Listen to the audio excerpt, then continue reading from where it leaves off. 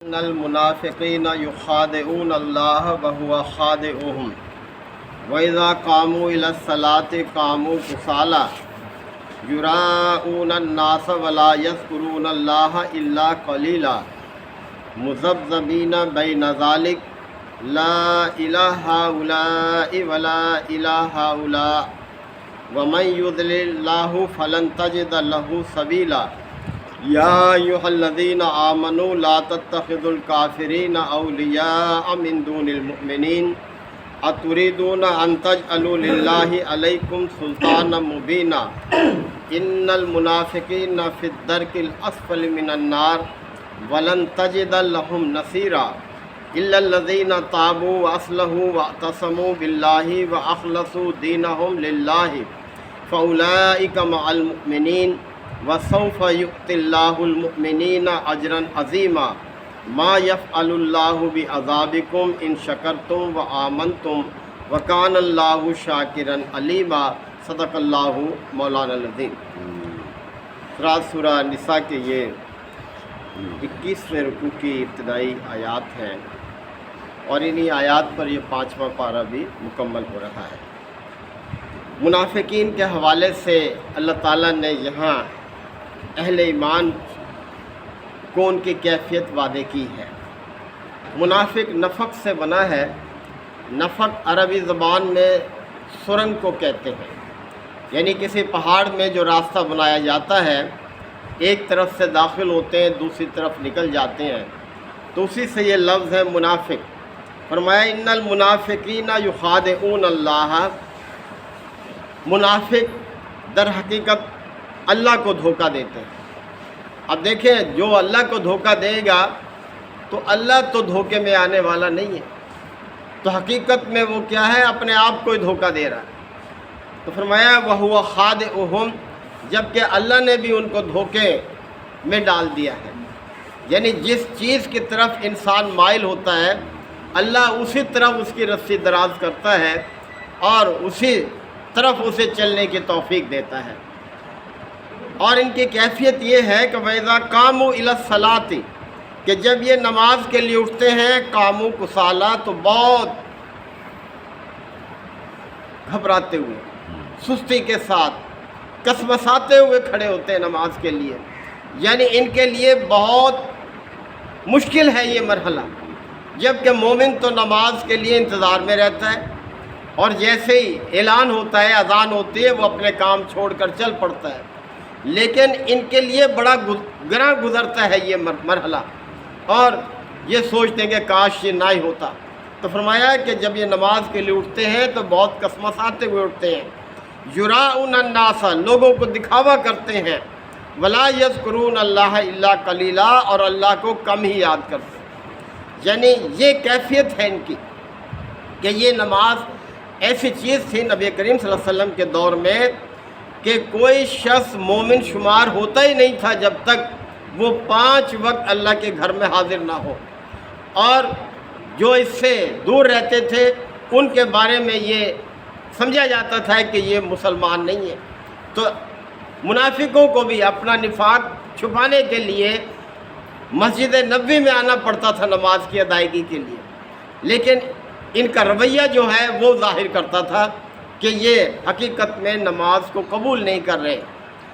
مذبذبین بین ذالک، اور یہ دونوں حالتوں میں تذبذب کا شکار ہے، ڈاماڈول ہے۔ یہ کون سی 2 حالتیں؟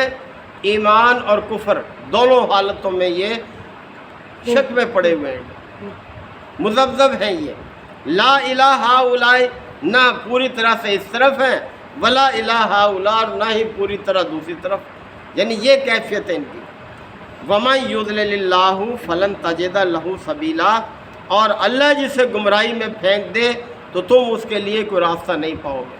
یعنی پھر کوئی اس کو راہ راست نہیں دکھا سکتا جسے اللہ ہی گمراہی میں پھینک دے، اور اللہ گمراہی میں اسے پھینکتا ہے جو گمراہی کا طلبگار ہوتا ہے، جو گمراہی کی طرف ہی اپنا رخ رکھتا ہے، تو اللہ کو کیا پڑی اس کو ہدایت دے دے۔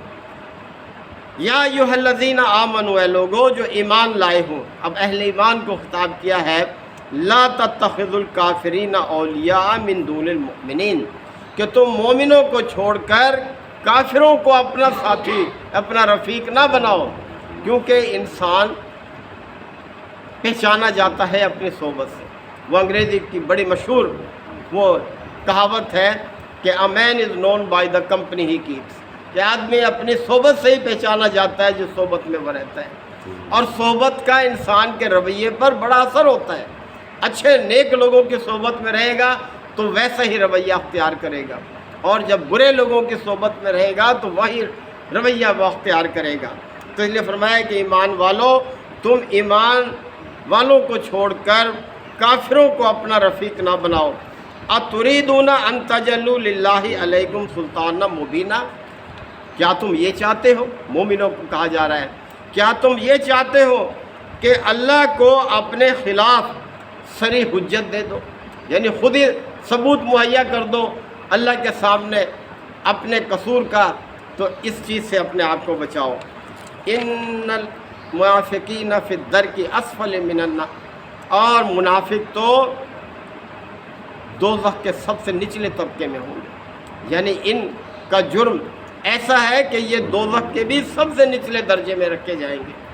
ولن تجد لہم نصیرا، اور تم ان کے لیے کوئی مددگار نہیں پاؤ گے، یعنی اس کیفیت سے کوئی ان کو نکال نہیں سکے گا۔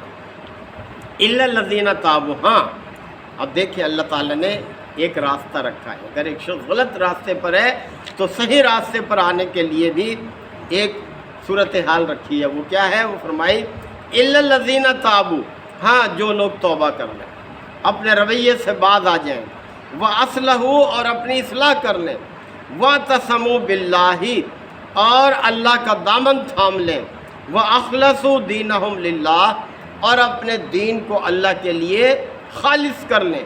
چار باتیں ہیں یہ، یعنی جو شخص غلط راستے پر ہے سب سے پہلے یہ کہ وہ توبہ کر لیں۔ توبہ ایک بہت اللہ تعالیٰ نے ایک طریقہ رکھا ہے واپسی کا، پلٹنے کا، اور آپ صلی اللہ علیہ وسلم کا ارشاد ہے کہ التائب من الذنب کمن لا ذنب لہ، گناہوں سے توبہ کرنے والا ایسے ہو جاتا ہے جیسے اس نے گناہ کیا ہی نہیں۔ فرمایا جو لوگ توبہ کر لیں، وہ اصلحوا، اپنی اصلاح کر لیں، واعتصموا باللہ، اور اللہ کا دامن تھام لیں، واخلصوا دینہم للہ، اور اپنے دین کو اللہ کے لیے خالص کر لیں، فاولئک مع المؤمنین، تو پھر وہ بھی مومنوں کے ساتھ ہے، پھر ان کا شمار بھی مومنوں میں ہوگا۔ وَسَوْفَ يُؤْتِ اللَّهُ الْمُؤْمِنِينَ أَجْرًا عَظِيمًا، اور اللہ مومنوں کو ضرور بڑے اجر سے نوازے گا۔ یعنی ایمان اللہ کو بہت پسند ہے، بندہ جب ایمان کا راستہ اختیار کرتا ہے تو اللہ تعالیٰ اس کو بڑے اجر سے نوازنے والا ہے۔ اور اب یہ آخری آیت کہ ما یفعل اللہ بعذابکم، اللہ کو کیا پڑی ہے تمہیں عذاب دے، جی اللہ کو کیا ملے گا تمہیں عذاب دے کر؟ ان شکرتم، اگر تم اس کے شکر گزار بن کر رہو۔ اب دیکھیں شکر گزاری کے تین حصے ہیں، ہمیں یہ پیش نظر رکھنے چاہیے۔ ہم رات دن کہتے ہیں اللہ کا شکر ہے، اللہ کا شکر ہے، اس کے تین حصے ہیں، شکر کے تینوں کو مضبوط رکھنا چاہیے۔ سب سے پہلا درجہ اللہ کی شکر گزاری کا یہ ہے کہ اعتراف نعمت ہو دل کے اندر، کہ اللہ تعالیٰ کی نعمتوں کا، اس کے احسانات کا اعتراف ہو دل کے اندر۔ اور دوسرا حصہ اس کا یہ ہے کہ زبان سے اللہ کی نعمتوں کا، اس کے احسانات کا اقرار کرے انسان۔ اور تیسرا حصہ یہ ہے کہ اپنے عمل سے، اپنے رویے سے احسان مندی کا ثبوت دے، یعنی رویہ بھی پھر اس کا ایسا ہونا چاہیے کہ جس سے ظاہر ہو کہ یہ اللہ کا احسان مند ہے۔ تو یہ تین حصے ہیں اللہ کی شکر گزاری کے۔ تو فرمایا ما یفعل اللہ بعذابکم، اللہ کو کیا پڑی ہے کہ تمہیں عذاب دے، ان شکرتم، اگر اس کے شکر گزار بن جاؤ، وآمنتم، اور ایمان کے راستے پر اگر تم چلنے لگو، تو اللہ کو کیا پڑی ہے تمہیں سزا دے۔